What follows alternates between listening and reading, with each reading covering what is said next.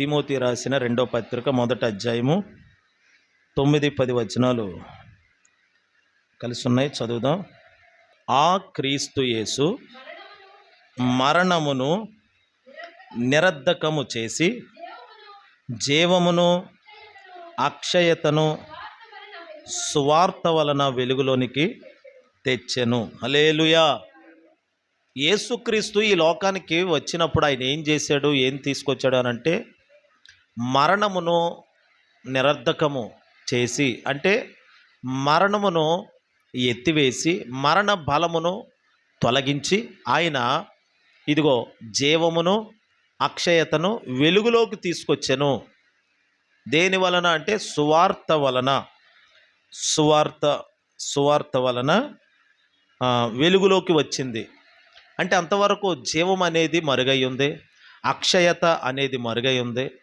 ఇప్పుడు ఆ మరుగై ఉన్న వాటిని యేసుక్రీస్తు ఈ భూమి మీదకి వచ్చినప్పుడు ఆయన వాటిని వెలుగులోకి తీసుకొచ్చాడు.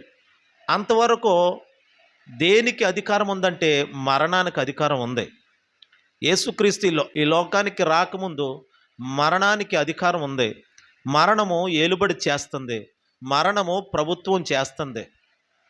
ఇప్పుడు ఎలా మనం దేవుని కృప ఆ కృపే నన్ను బ్రతికించింది, ఆ కృపే నన్ను ఇలా చేసింది, నిలబెట్టింది అని అంటున్నామో, యేసుక్రీస్తు రాకముందు మరణానికి ఒక ఏలుబడి, ఒక స్వతంత్రత ఉండింది. మరణం అనేది ఏలుబడి చేస్తుంది మనుషుల మీద. ఆ మరణాన్ని యేసుక్రీస్తు వచ్చినప్పుడు దానిని తొలగించేసి, మరణ బంధకాలు తెంచేసి తొలగించి, చూడండి హెబ్రీ పత్రికలో 2వ అధ్యాయం, హెబ్రీ పత్రిక 2వ అధ్యాయము 14 నుండి, కాబట్టి ఆ పిల్లలు రక్తమాంసములు గలవారైనందున ఆ ప్రకారమే మరణము యొక్క బలము గలవానిని, అనగా అపవాదిని, అంటే యేసుక్రీస్తు యొక్క శిలువ మరణము ద్వారా నశింపజేయుటకును, జీవితకాలం అంతయు మరణ భయము చేత దాస్యమునకు లోబడిన వారిని విడిపించుటకును. ఇక్కడ చూడండి, 1 నశింపజేయుటకును, 2 విడిపించుటకును. దేనిని నశింపజేయడానికనంటే మరణము యొక్క బలము గలవానిని, అనగా అపవాదిని నశింపచేయటానికి. అయితే విడిపించడానికి రెండోది. వేటిని, ఎవరిని విడిపించడానికనంటే జీవితకాలం అంతా మరణ భయము చేత బంధకములో ఉండిపోయి దాస్యపు కాడి క్రింద ఉన్నవారిని విడిపించడానికి. చదవండి. ఆయన కూడా రక్త మాంసములలో పాలువాడైన. యేసుక్రీస్తు ఎందుకు శరీరధారిగా వచ్చాడు? యేసుక్రీస్తు నర శరీరాన్ని ధరించుకోవడానికి గల కారణం ఏమిటి అనంటే, యేసుక్రీస్తు మరణమును పూర్తిగా, మరణాన్ని సమాధి చేసి జీవాన్ని మనుషులకు ఇవ్వాలని. అందుకనే యోహాను సువార్త 8:12, నేను లోకమునకు వెలుగును, నన్ను వెంబడించేవాడు చీకటిలో నడవక జీవపు వెలుగు కలిగి ఉండును. నన్ను వెంబడించేవాడు ఎక్కడుంటాడు? జీవపు వెలుగులో ఉంటాడు. చూడండి, ఇక్కడ మరణాన్ని యేసుక్రీస్తు నిరర్ధకం చేసి జీవమును అక్షయతను, అంటే క్షయమైపోయింది కాదు, ఇక మీదట అక్షయమైన దేహాన్ని కలిగేటట్లుగా, అక్షయమైన జీవితం, పురుగు పట్టని జీవితం. అందుకనే ప్రతి మనిషికి ఓ మాట ఎప్పుడు గుర్తుంటుంది, అగ్ని ఆరదో పురుగు చావదని మాట. మామూలుగా వాక్యం అంతగా తెలియలేని వాళ్ళు కూడా ఈ మాట గుర్తుంటుంది, అగ్ని ఆరదో పురుగు చావదో. అంటే ఎప్పుడు ఆత్మ, పురుగు అంటే ఒక ఆత్మ, ఆ ఆత్మ నరకములో కాలుతూ ఉంటుంది. అలా నరకానికి వెళ్ళి, అది రెండవ మరణం, అది రెండవ మరణం అంటారు దాన్ని. ఆ రెండవ మరణాన్ని, అలాగే మొదటి మరణమైనా రెండవ మరణమైనా, ఏ మరణమైనా మనుషులకి ఒక భయాన్ని కలిగిస్తుంది. మరణం అంటేనే భయం. జీవితకాలం అంతయు మరణ భయము చేత, ఆ హెబ్రీ పత్రిక 2:15లో మనం చూస్తున్నాం కదా, జీవితకాలం అంతయు మరణ భయము చేత దాస్యమునకు లోబడిన వారిని విడిపించుటకు. జీవితం అంతా మరణ భయమే, ఎక్కడ లేదు మరణం. మనకి మరణము లేని స్థలం అంటూ భూమి మీద ఏదీ లేదు. మరణాంధకారము కమ్మేసింది ఈ లోకాన్ని. అందుకని అది ఏ మరణం, మరణానికి మూలం ఎవరు అనంటే అపవాది. ఆ అపవాది మరణాన్ని తీసుకొచ్చాడు. ఎలా తీసుకొచ్చాడంటే పాపము ద్వారా మరణాన్ని లోకంలోకి తీసుకొచ్చాడు. పాపము చేయవాడు బహుగా భయపడతాడని వాక్యంలో వ్రాయబడింది. ఇప్పుడు పాపము ఎప్పుడైతే ఒక మనుషుడు చేస్తాడో దాని ద్వారా మరణం అతని మీద ప్రభుత్వం చేయడానికి హక్కు, అధికారం వచ్చేస్తుంది మరణానికి. పాపము లేదనుకోండి, మరణం ఆమడ దూరాన్ని ఉంటుంది. కానీ ఇర్మియా గ్రంథకర్త అంటాడు కదా, మరణము కిటికీలు గుండా ఎక్కుచూ దిగుచూ ఉన్నది అని. ఎందుకు మరణం మనిషిని ఒక నీడలాగా వెంటాడుతుంది? ఎందుకు ఆవరించేసింది? పాపము వలన, పాపపు కట్లు వలన, ఇంకా పాపములోనే నిలిచి ఉండుట వలన. నన్ను వెంబడించేవాడు ఇక మీదట చీకటిలో కాదు, జీవపు వెలుగులో నడుచుకుంటాడని యేసు ప్రభు చెప్తున్నాడు. అందుకని నేను లోకమునకు వెలుగుగా వచ్చాను అన్నాడు. చీకటి అంటే పాపము. ఆ పాపము, ఆ చీకటి ఎప్పుడైతే చీకటి అనే పాపము మనిషిని ఆవరిస్తుందో, అదిగోండి మరణాంధకారమే వచ్చేసింది. ఇంకా మరణము యొక్క అంధకారం, అదొక అంధకారం. అది ఆ ఛాయ, ఆ నీడ కమ్మేసింది మనిషిని. కమ్మేసినటువంటి మరణమును యేసుక్రీస్తు లోకానికి వచ్చి ఏం చేశాడనంటే, మరణాన్ని నిరర్ధకం చేసి, కొట్టివేసి, లేకపోతే దానికి బలము లేకుండా చేసేసి మనకి జీవమును అక్షయతను వెలుగులోకి తీసుకొచ్చాడు. అంటే క్షయమైపోనటువంటి ఒక జీవితం, క్షయము కానిది, పురుగు పట్టనిది, ఎప్పుడు తేజరిల్లే ఒక జీవితం, వాడిపోయిన జీవితం కాదు. ఇక మీదట తేజరిల్లుతూ నిలబడి క్రీస్తునందు ఎప్పుడు పుష్పించే ఒక జీవితం ఉన్నదన్న సంగతి క్రైస్తవుడు మర్చిపోకూడదు. అందుకనే 2 కొరింథీ పత్రిక 5వ అధ్యాయము 2 కొరింథీ పత్రిక 5వ అధ్యాయము 17వ వచనం.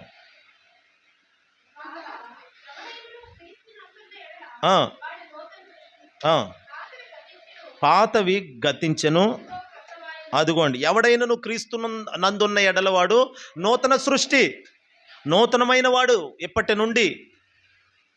అంటే క్షయమైపోయిన వాడు కాదు, అక్షయమైన వాడు. క్రీస్తునందు అంటే క్రీస్తులో, యేసయ్యలో నిలిచిన వాడు ఎవరంటే ఇప్పుడు క్షయమైపోయినవాడు కాదు, పురుగు పట్టవలసిన వాడు కాదు, ఎప్పటికీ ఎన్నటికీ పురుగు పట్టని వాడు అని అర్థం. ఇక మన జీవితాలు ఈ యుగమందైనా రాబోవు యుగములలోనైనా వాడిపోకుండా, ఓడిపోకుండా, క్షయమైపోకుండా నిశ్చలముగా నిలిచే ఒక జీవితానికి దేవుడు మనల్ని పిలిచాడు. హల్లెలూయా. అందుకనే మూలవాక్యంలో పౌలు ఏమంటున్నాడంటే, మళ్ళీసారి చదువుదాం చూడండి. తిమోతి రాసిన 2వ పత్రిక 1వ అధ్యాయం 10వ వచనం. కృపను బట్టి మనలను రక్షించి పరిశుద్ధమైన పిలుపుతో ఆయన మనలను, అదిగోండి మనకు వచ్చిన పిలుపు ఎలాంటిదో తెలుసండి? పరిశుద్ధమైన పిలుపు. అపవిత్రుల చేత పిలువబడిన అపవిత్రమైన పిలుపు కాదు. నీకు నాకు మన జీవితంలో ఉన్న పిలుపు, ఓ పరిశుద్ధుడు పిలిచిన పరిశుద్ధమైన పిలుపు నీ మీద ఉంది. ఇప్పుడు ఇక్కడ కూడిన ప్రతి ఒక్కరి మీద ఒక పరిశుద్ధమైన పిలుపు ఉన్నది. నీ పిలుపు ఏమిటో నువ్వు తెలుసుకో. నీ పిలుపు పరిశుద్ధమైన పిలుపుతో నీవు పిలువబడ్డావు. పిలిచిన వాడు నమ్మదగిన వాడని దేవుని లేఖనం సెలవిస్తుంది. ఇప్పుడు ఈ పరిశుద్ధమైన పిలుపు నీకు దేనికోసం అని అంటే, నువ్వు ఇక ఎన్నటికీ మరణములో ఉండక్కర్లేదు. నీవు జీవమును అక్షయతను ధరించుకొని ఉండొచ్చు. హల్లెలూయా. జీవం కలిగి ఉండొచ్చు. మరణానికి నీ మీద ప్రభుత్వం లేదిక. నీ దేహం యేసు, ఒకవేళ ఈ లోపులోనే ప్రభువుని నీకు పిలుపునిస్తేనే తప్ప నువ్వు వెళ్ళాలి తప్ప, మరణం ఇక నిన్ను మధ్యలో పలకరించడానికి అవకాశం లేదు. హల్లెలూయా. అందుకని యేసయ్య ఏమన్నాడో తెలుసండి? మరణము గెలిచి తిరిగి లేచి ఆయన పునరుద్ధానుడిగా మారి తండ్రి కుడిపార్శ్వమునకు వెళ్ళి అపోస్తుడైన యోహానికి దర్శనమిచ్చి ప్రకటన గ్రంథం రాయించి, ఆ ప్రకటన గ్రంథం 1వ అధ్యాయములో యోహానికి యేసు ప్రభు చెప్పిన ఒక మాట ఉంది చూడండి. ప్రకటన గ్రంథం 1వ అధ్యాయం తీయండి. ప్రకటన గ్రంథం 1వ అధ్యాయము 18వ వచనం. నేను మొదటి వాడను, కడపటి వాడను, జీవించువాడను, మృతుడనైతిని గాని సజీవునై ఉన్నాను. మరియు జాగ్రత్తగా వినండి, మరణము యొక్కయు పాతాళ లోకము యొక్కయు తాళపు చెవులు నా స్వాధీనములో ఉన్నవి. హల్లెలూయా చెప్పండి సరే. ఎవరు స్వాధీనంలో ఉన్నాయి ఇప్పుడు? ఏ తాళపు చెవులు? మరణము యొక్కయు పాతాళ లోకము యొక్కయు తాళపు చెవులు నా దగ్గర ఉన్నాయి. నేను లోకమును జయించాను, పాతాళమును జయించాను, సాతానును జయించాను. ఇక నా మీద మరణానికి ప్రభుత్వమే లేదు, అధికారం లేదు. యేసుక్రీస్తే ఎందుకు పాపదాస్యము మరణపు దాస్యపు కాడి నుండి మనుషులను ఆయన మాత్రమే ఎందుకు విడిపించగలిగిన దేవుడయ్యాడు అని అంటే ఆయన మరణాన్ని జయించాడు కాబట్టి. హల్లెలూయా. ఆయన మరణము కింద లేడు, మరణాన్ని ఏమండి జీవము చేత మరణాన్ని మింగిసాడు ఆయన యేసునామములో. హల్లెలూయా. మరణము చేత మృంగివేయబడిన వాడు కాదు మనం ఆరాధించే దేవుడు, మరణము లేనివాడుగా మార్చబడ్డాడు ఆయన. తిరిగి లేచాడు ఆయన 3వ దినమున. ఆయన చెప్పినట్టే లేచి ఉన్నాడు అని కొంతమంది చెప్పుకుంటున్నారు. ఆయన చెప్పినట్టే లేచి ఉన్నాడు అంటే ఆ మాట ఎంత బాగుంటుందో. ఆయన చెప్పినట్టంటే ఆయన ముందే చెప్పాడు, మరణించక ముందే నేను మరణిస్తాను, తిరిగి 3వ దినమున లేస్తానని చెప్పాడు ఆయన. ఆయన చెప్పినట్టే లేచి ఉన్నాడు, తాను చెప్పినట్టే. అంటే మరణం మీద ఆయనకు అధికారం ఉన్నది. ఏదో నిద్ర మీద మనకు అధికారం ఉంటుంది, నిద్ర మీద అంతే. మరణం మీద మనకు అధికారం లేదు. నేను నిద్రపోయి 5 గంటలకు లెగుస్తాను అని మనం అంటాం, కానీ చనిపోయి లెగుస్తామంటామా? ఆ మాట వల్ల పడదు మనకి. కానీ యేసయ్య చెప్పాడు, నేను చనిపోతాను, 3వ రోజున తిరిగి లేస్తానని చెప్పాడు ఆయన. అంటే మరణం ఆయన దృష్టిలో ఎలాంటిది? ఒక నిద్ర. హల్లెలూయా. లాజరు వాళ్ళ అక్కతో మార్తమ్మతో చూడండి ఆ మాట, యోహాను సువార్త 11వ అధ్యాయము 11 నుండి. లాజరు మరణం కోసం యేసయ్య మాట్లాడుతున్నాడండి. లాజరు మరణం కోసం వినబడితే యేసయ్య నిద్ర అంటున్నాడు. కానీ యేసయ్య ఏమన్నాడు? నన్ను వెంబడించువాడు ఇక చీకట్లో నిలవడో మరణములో నిలవడో, నన్ను వెంబడించువాడు జీవము కలిగి ఉంటాడని ప్రభు చెప్పాడు.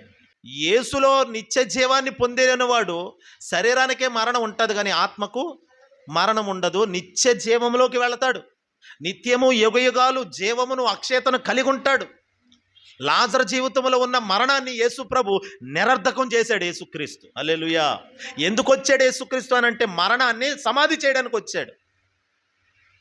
ఆయన మరణించకముందే మరణాన్ని సమాధి చేసి జీవమును వెలుగులోకి తెచ్చాడు, అక్షయతను వెలుగులోకి తెచ్చాడు. వెలుగులోకి తేవడం అంటే అవి కంటికి కనబడే విధంగా, మనుషులు అనుభవించే విధంగా ప్రభు చేశాడు. ఇదిగో లాజరు అనుభవిస్తున్నాడండి, జీవాన్ని అనుభవిస్తున్నాడు. అయితే క్షయమైనది ఎన్నటికి ఇక క్షయము కాకుండానట్లుగా అక్షయతలోనికి, అంటే ఎన్నటికి పాడైపోకుండా, మన వస్తువులు పాడైపోతామని వండుకున్న పదార్థాలు ఫ్రిడ్జ్లో పెడతాం, కానీ అది మరీ ఎక్కువగా పెడితే మళ్ళీ పనిచేయవు తినడానికి కూడా. ఏదో 1-2 రోజులు పనిచేస్తాయి, తర్వాత ఎక్కువగా ఫ్రిడ్జ్లో ఎన్ని నెలల తరబడి పెడితే పనిచేయదు తినడానికి. కానీ యేసుక్రీస్తు అలా కాదు, ఆయనే మనకి నిత్య జీవమై ఉన్నాడు. ఆయన ఎవరిలో అయితే ఉంటాడో, యేసుక్రీస్తుని ఎవరైతే వెంబడిస్తారో, నేను యేసయ్యను కలిగి ఉన్నాను, నా ముందు యేసయ్య ఉన్నాడు, నా లోపల యేసయ్య ఉన్నాడు, నా పైన నా లోపల కూడా యేసుక్రీస్తు ఉన్నాడు అన్న ఒక స్పర్శ మనకు తెలిస్తే మనము మరణము అనే దానిని ఏమాత్రం లెక్క చేసే పని లేదు. మరణమేమో అంధకారం వల్లే ఒక నీడలాగా కమ్మాలని చూస్తుంది, ఇప్పటికీ కమ్ముతుంది అది అందుకనే చూడండి, ఏలియా మరణాపేక్ష గలవాడై బదరీ చెట్టు వృక్షం క్రింద కూర్చొని ఉన్నాడంటే. లాజరు జీవితంలో వచ్చిన మరణాన్ని ఆయన నిరర్ధకం చేశాడు. సమాధి ముందుకు వెళ్ళి అప్పటికి మార్త అంటది కదా, ప్రభువా నా తమ్ముడు చనిపోయి 4 రోజులు అవుతుంది, అతడి కంపు కొట్టును అని అంటే ఆయన నేను జీవాన్ని కలిగి ఉన్నాను, నా జీవము ఇదిగో లాజరుకి ఇప్పుడు మరణాన్ని తొలగించి అతన్ని జీవంలోకి తీసుకొస్తుంది, నా జీవం మీద నాకు నమ్మకం ఉంది అని యేసయ్య అనుకుంటున్నాడు ఆయన. హల్లెలూయా. తన మీద తనకి నమ్మకం. మార్తమా నువ్వు చెప్పినట్లుగా నిజమే అని ఆయన ఆమె మాటలు యాక్సెప్ట్ చేస్తలేదు. ఒకటి నేర్చుకోవాలి మనం, అవిశ్వాసపు మాటలు మనం యాక్సెప్ట్ చేయకూడదు, అవిశ్వాస సంబంధుల్ని యాక్సెప్ట్ చేయకూడదు.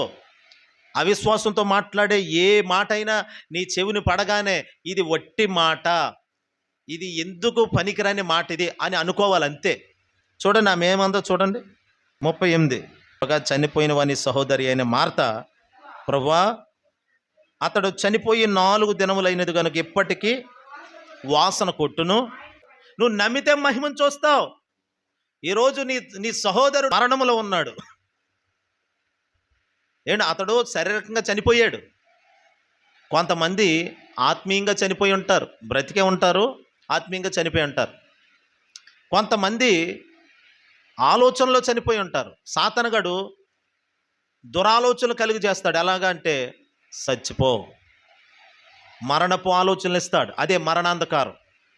ఆ అంధకారం కమ్మినప్పుడు ఇంకా ఏమి చేయలేక తొందరపాటు నిర్ణయాలు, తొట్టుబాటు నిర్ణయాలు తీసేసుకుంటారు. అది అది ఒక మరణాంధకారం. అది ఆ మరణాంధకారం మనిషిని అలా కమ్మగానే అది ఏమవుతుందంటే సూసైడ్ అటెంప్ట్ చేస్తారు. అప్పుడే అదొక అంధకారం కమ్ముతుంది. ఒక నీడలాగా, ఒక మబ్బు ఎలాగా వస్తుందండి, అలాగా మరణాంధకారం మనుషుల్ని కమ్మినప్పుడు వాళ్ళు సూసైడ్కి వెళ్ళాలనే ప్రేరేపణ వచ్చేస్తుంది వాళ్ళు. ఈ మధ్య ఎన్ని చూడలేదు అలాంటి, ఒక తల్లి 2 పిల్లలతో సూసైడ్ చేసేసుకుంది. అలా చాలా రోజు ఎక్కడో చోట హత్యలు, ఆత్మహత్యల కోసం వింటున్నాం. సాతానుగాడు చేస్తున్న కార్యాలు ఇవన్నీ మరణాంధకారము. ఈ మరణాంధకారము మనుషుల జీవితంలో ఉండక్కర్లేదు. యేసుని విశ్వసిస్తే, యేసు నాకు జీవమై ఉన్నాడన్న నమ్మిక నీలో సరిగ్గా కుదిరితే ఎన్నటికీ ఎప్పటికీ ఇక చనిపోలేనటువంటి శాశ్వత జీవితం, శాశ్వత జీవాన్ని పొందుకుంటారు మనుషులు. హల్లెలూయా. అందుకనే మరణం అనేది ఒక నిద్ర వంటిది అని యేసయ్యకు తెలుసు. అది ఆయనకి మరణం కాకపోవును, చీకటి కాకపోవునని ఉంది వాక్యంలో. ఆయన దృష్టిలో చీకటి కాదంటండి. మిట్ట మధ్యాహ్నం 1000 సూర్యులు కలిసి ప్రకాశిస్తే ఎలాగుంటుందో అలా ఉంటుంది రాత్రి కూడా ఆయనకు. ఎందుకంటే ఆయన వెలుగై ఉన్నాడు. వెలుగై ఉన్న దేవుడు ఎంత చీకటినైనా ఏమంటే అది ఆయన దృష్టికి అది చీకటిగా ఉండదు, కనబడదు. అది ఆయన వెలుగులోనే ఉన్నాడు ఆయన ఇప్పటికీ కూడా. హల్లెలూయా. మనకే రాత్రి పగలు అనేవి మనకే, దేవునికి కాదవి. మన దేవుడు ఎవరో మనం తెలుసుకోవాలి. ఆయన ఎవరంటే జీవమై ఉన్న దేవుడు, జీవము కలిగిన దేవుడు. ఇప్పుడు ఆయన ఏం చెప్తున్నాడు, ఇదిగో మార్తా, నీవు నమ్మిన ఎడల దేవుని మహిమను చూస్తావు నువ్వు. అంతేగాని ఆమె చెప్తుంది కదా ఏమని, 4 రోజులైంది, ఎప్పటికీ వాసన కొట్టును అని అంటుంది. ఆమె అంటుంది. ఇప్పుడు ఒకవేళ ఆమె మాటలు కనుక తీసుకొని ఉంటే, ఆమె ఆలోచన కనుక యేసు ప్రభు తీసుకొని ఉంటే, లాజర్ జీవితంలో ఒక మహిమను ఎవరో చూడకపోదురు. లాజరు మరణములోనే ఉండును. జీవము, అక్షయత అనేవి వెలుగులోకి వచ్చేవి కాదు. ఒకటే, యేసయ్య ఏమిటి తండ్రితో ఏకమై ఉన్నాడు, తండ్రి కుమారులు ఏకమై ఉన్నారు, ఆయన జీవమై ఉన్నాడు అన్న సంగతి ఆయనకి బాగా తెలుసు. ఆయన ఆ నిశ్చయత ఉంది ఆయనకి. నేను జీవమై ఉన్నాను అనుకుంటున్నాడు ఆయన. హల్లెలూయా. నేను జీవమై ఉన్నాను, నా తండ్రి జీవింపచేయువాడై ఉన్నాడు, జీవింపచేయు ఆత్మ నాలో ఉన్నది అని ఆయన నిశ్చయత, సంపూర్ణ నిశ్చయతలో ఉన్నాడు యేసయ్య. ఆయన నిశ్చయతను ఏ ఆలోచన, ఏ మరణము కదిలించలేదు. ఆయనలో ఉన్న నిశ్చయత అలాంటిది. ఓసారి యాయీరు అనే సమాజ మందిరపు అధికారి కుమార్తె చనిపోయింది. వ్యాధితో ఉన్నదయ్యా, స్వస్థపరచు అని కబురంపాడు. వెళ్ళాడు. ఆయన వచ్చేటప్పుడు మార్గం మధ్యలోనే మరొక కబురు, అయ్యా మీ అమ్మాయి చనిపోయింది, ఇప్పుడు వరకు వ్యాధితోనే మూలిగింది, మీరు బోధకుడిని తీసుకురావడానికి వెళ్ళారు, ఆయన బాగానే తీసుకొస్తున్నారు కానీ ఇంకా ఆయన్ని శ్రమ పెట్టడం ఎందుకు, వెనక్కి వెళ్ళిపోమని చెప్పండి, ఇంకా చాలా దూరం నడవాలి, కాబట్టి మనం అంత్యక్రియలు అయ్యి చెయ్యాలి కదా. శవం అలాగే ఉందండి, ఊపిరిపోయింది, ప్రాణం పోయింది. ఎప్పుడు పోయింది ప్రాణం? చాలాసేపు అయిందండి. మీరు ఎలా బయలుదేరారు, ఇంటి దగ్గర నుండి బయలుదేరారు యేసు ప్రభుని తీసుకొద్దామని. ఈ లోపల ఆమె ప్రాణం పోయిందండి. మేము అందుకనే నడిచి వచ్చాము, మీకు ఎదురొచ్చాము మార్గంలో, కాబట్టి మీరు వచ్చండి, అంత్యక్రియలు చేద్దాం, చచ్చిపోయింది అమ్మాయి, అందరూ గోలెట్టి ఏడుస్తున్నారండి అని తన పనివారు ఆ అధికారితో మార్గం మధ్యలో ఉంటుండగా చెప్పారు. చెప్పగానే యేసయ్య ఏమన్నాడో తెలుసండి. మార్కు సువార్త చూడండి, మార్కు సువార్త 5వ అధ్యాయము 35, 36 వచనాలు. అప్పుడు వారు చెప్పిన మాట యేసు లక్ష్య పెట్టక, భయపడకము, నమ్మిక మాత్రం ఉంచుమని. హల్లెలూయా చెప్పండి. సమాజ మందిరపు అధికారితో చెప్పాడు ఆయన. ఏమని? నమ్మిక మాత్రం ఉంచు, భయపడొద్దు. మరణం వచ్చిందా నీ కుమార్తెకు? భయపడొద్దు. మరణము నీడలాగా కమ్మింది, ఆలోచనల రూపంలో కాదు. ఇప్పుడు డైరెక్టే మరణం వచ్చేసింది అమ్మాయికి, చచ్చిపోయిందండి. వ్యాధితో పోరాడి యవనస్తురాలు చచ్చిపోయింది. ఇప్పుడు యేసయ్య అంటున్నాడు, వారు చెప్పిన మాట లక్ష్య పెట్టక. ఎవరు లక్ష్య పెట్టక? యేసయ్యే లక్ష్య పెట్టలేదు. అరే ఏదో పనికిమాలిన మాట చెప్తున్నారులే మీరు అనుకున్నాడు ఆయన. పనికిమాలిన మాట. అందుకనే అవిశ్వాస సంబంధమైన మాటలు ఎవరైనా చెప్పారంటే అది పనికిమాలిన మాట, వట్టి మాట, అవసరం లేని మాట. అంతే. మన చెవిని పెట్టుకోకూడదు దాన్ని. ఎవరైనా ఇది జరగదండి, ఇది జరగదు, ఇది అవదు అన్నారంటే పనికిమాలిన మాట అది. హల్లెలూయా. అలాంటి మాటలు మనం కట్టి పెట్టాలి, మనం చెప్పకూడదు. ఎవరైనా చెప్పినా ఏదో జస్ట్ ఈ చెబుతా విని ఈ చెబుతా వదిలేయడమే, పట్టించుకోకూడదు. యేసు ప్రభు పట్టించుకోవట్లేదు ఆ మాటలు. ఎందుకు నీలో మరణం వస్తుంది? కొంతమంది మాటలు, మరణకరమైన మాటలు నువ్వు పట్టించుకుంటున్నావు కాబట్టి, అవి మనసులో పెట్టుకుంటున్నావు కాబట్టి అది నీకు ఒక మరణాంధకారంలో తయారవుతుంది నీ జీవితంలో. ఇక జరగదేమో, ఇక ముందుకు వెళ్ళలేమేమో, ఇక అవ్వదేమో అనుకుంటున్నావు. పరిస్థితులు నీకు అలా కనబడుతున్నాయి. గడ్డు పరిస్థితే, సమస్యాత్మకంగా ఉన్న పరిస్థితే. ఇప్పుడు ఆ మరణాన్ని ఎందుకు ఉంచాలి? యేసయ్య అంటాడు మరణం ఉండకూడదు నీ జీవితంలో అంటాడు ఆయన. నువ్వు మరణ సంబంధివి కాదు, జీవ సంబంధిగా నువ్వు నడవాలి, ఆత్మ సంబంధిగా నడవాలి. హల్లెలూయా. కాబట్టి మరణాన్ని నువ్వు ఎందుకు యాక్సెప్ట్ చేస్తావు? మరణకరమైన ఆలోచనలకు ఎందుకు చోటిస్తావు? మరి మార్తా, నమ్ముట నీ వలనైతే సమస్తము సాధ్యమైన ఒక అప్పుడు చెప్పాను. ఇప్పుడు నీకు కూడా ఏం చెప్తున్నానంటే, నీవు నమ్మిన ఎడల దేవుని మహిమ చూస్తావు. ఇక్కడ సమాజ మందిరపు అధికారి కూడా అదే చెప్తున్నాడు. భయపడకు, నమ్మిక మాత్రం ఉంచి, అంతే, విశ్వాసంలోనే ఉండు. యేసు సజీవుడై ఉన్నాడు. అప్పుడు ఇంకా యేసయ్య మరణించలేదు. ఇప్పుడు యేసయ్య మరణించి తిరిగి లేచాడు ఆయన. అప్పుడు యేసయ్య ఇంకా రక్తం కార్చలేదు, ప్రాణం పెట్టలేదు. అప్పటికీ ఆయన జీవమై ఉన్నాడు. నా మాట నమ్ము అన్నాడు, అంతే. వారు చెప్పిన మాట కాదు, ఇప్పుడు నేను చెప్పే మాట నమ్ము.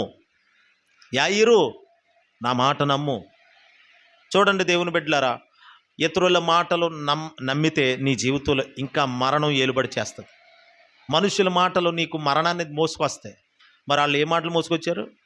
ఇంటి దగ్గర నుండి మరణకరమైన వార్త మోసుకొచ్చి చెప్పారు.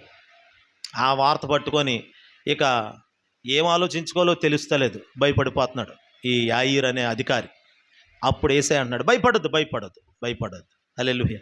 నువ్వు దేనికోసం వచ్చావు నా దగ్గరికి? నీ కుమార్తె స్వస్థత కోసం వచ్చావు. ఇక్కడ స్వస్థత మాత్రమే కాదు, జీవము కూడా దొరుకుతుంది ఇక్కడ. ఎందుకంటే యేసు అన్నాడు కదా, నేనే మార్గము, సత్యము, జీవమై ఉన్నాను. నేను జీవమై ఉన్నాను. ఆయన జీవింపచేయవాడని నమ్ము.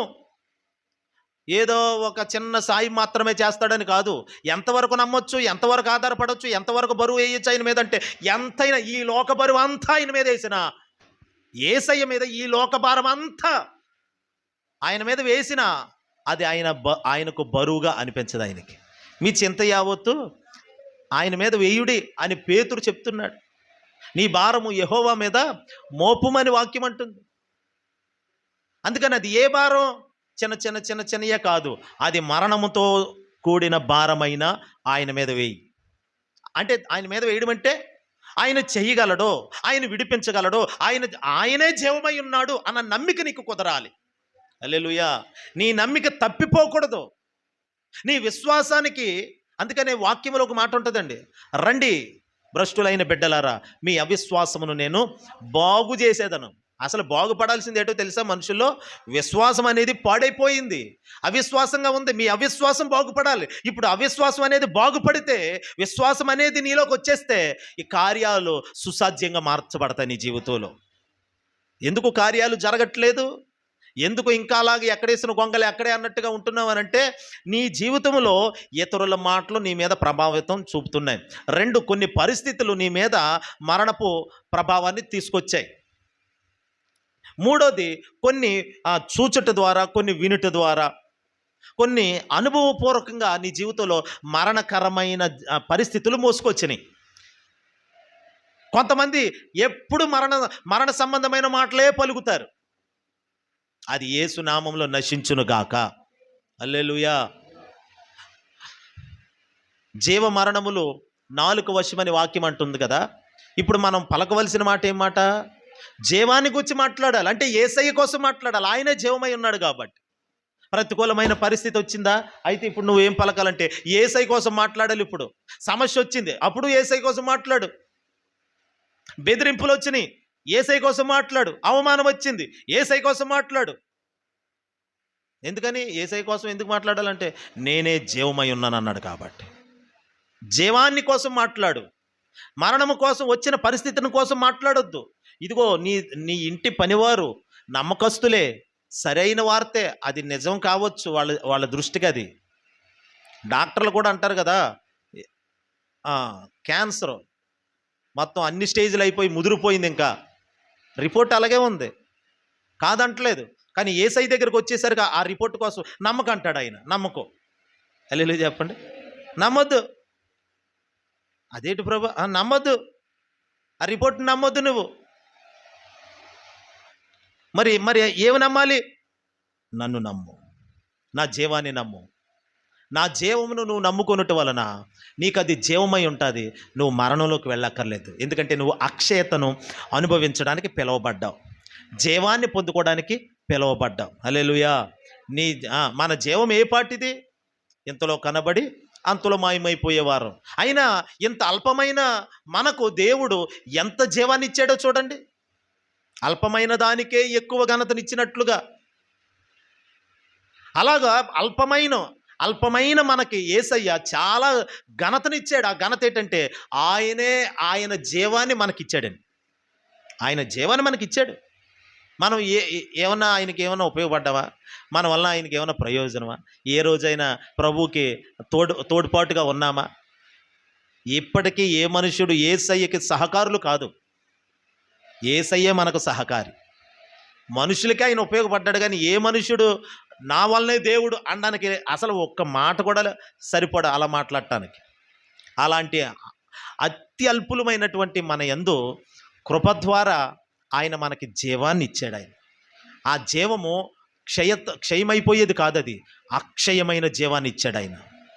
అందుకని మరణాన్ని సమాధి చేశాడు. లాజరు జీవితంలో ఉన్న మరణాన్ని నిరర్ధకం చేయడానికి ఆయన వెళితే కొన్ని మాటలు ఎదురైనాయి. ఓ పక్కనేమో వెనకాల ఉన్న శిష్యులు, ఓ పక్కనేమో ఏ కార్యం ఎవరి జీవితంలో అయితే జరగాలో ఆ ఇంటోళ్లే నమ్ముతలేదు. కానీ యేసయ్య నిలకడగానే ఉన్నాడు ఇంకా. హల్లెలూయా.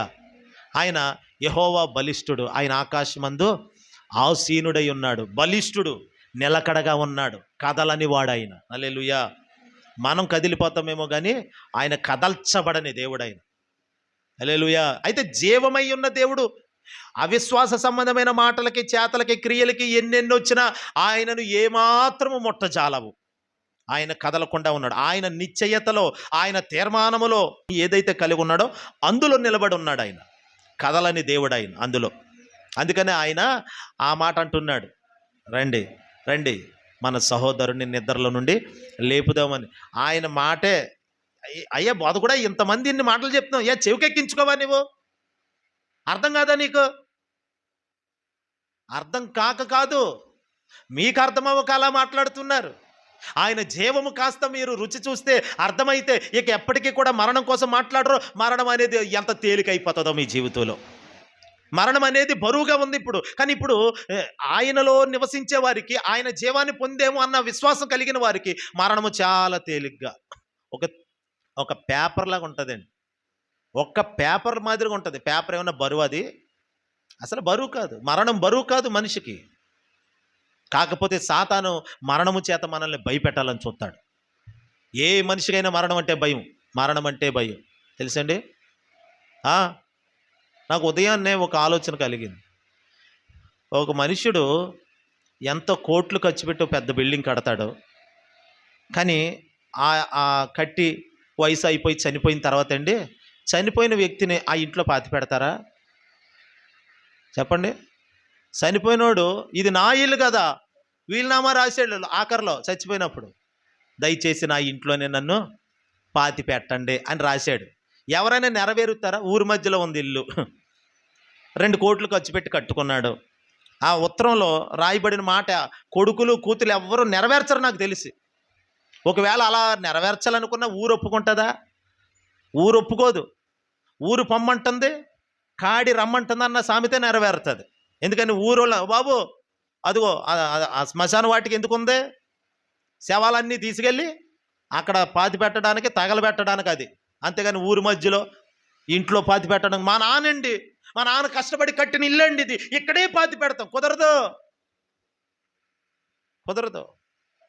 ఎంత బాగా కట్టుకున్నా తన ఇంట్లో సమాధి అవ్వటానికి అవకాశం లేదు. చూశారండి మరణం ఎంత విచిత్రంగా ఉందో. నువ్వు కట్టుకున్న ఇల్లు నువ్వు ఎంతో నీదే సొమ్ము, నీదే సొత్తు. దమ్ముంటే నీ ఇంట్లో సమాధి చేయబడి అప్పుడు చెప్పు నీ మరణం అప్పుడు. అది నిజమైన దమ్ము అంటే సమాజంలో. అంటే భూమి మీద బ్రతికినంతగా నాదండి ఇది, నాదండి నాదండి, నీదే ఓకే నీది అన్నప్పుడు నువ్వు చనిపోయిన తర్వాత నీ సమాధి నీ ఇంట్లో జరిగితే అప్పుడు నీది అవుతుంది అది. ఈ సమాజంలో ఎవరో ఒప్పుకోరు నీదనడానికి. ఎవరిదే కాదు, దేవుని నేల ఇది. హల్లెలూయా. భూమి ఆకాశములు యెహోవా వలన సృష్టించబడ్డాయి. కొంతకాలం ఉండడానికి పంపబడ్డాము. ఆ తర్వాత మరణం పలకరిస్తుంది. పలకరించాక ఎవరమైనా ఆ పలకరింపుకి లోబడి వెళ్ళిపోవలసిందే. తర్వాత ఏమంటే ఈ శరీరం మట్టికి మట్టి అయిపోతుంది, ఆత్మ తాను దయచేసిన దేవుడి దగ్గరికి వెళ్ళిపోతుంది. మరి నీ ఆత్మ ఎక్కడికి వెళ్తుంది? నీ ఆత్మ క్షయమైపోయిందిగా కాదు, అక్షయమైనదిగా లేపబడాలి. నీ శరీరం ఇప్పుడు కుళ్ళిపోయినట్టుగా ఆ మట్టిగా అప్పగించబడినా ఆయన వచ్చేసరికి ఆ శరీరం కాస్త అక్షయమైన శరీరాన్ని జీవము కలిగి తిరిగి లేపబడాలి.